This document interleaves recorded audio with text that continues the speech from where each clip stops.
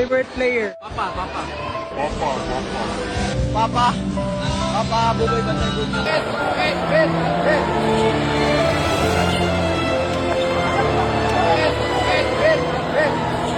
Papa, patawad kung hanggang dito lang.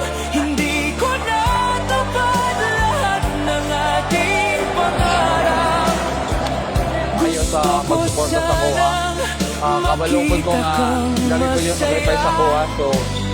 So malingkamot ko nga mabalong sa konoran. Gusto niya palitan sa kuha na din ako gusto. O ayun na siya.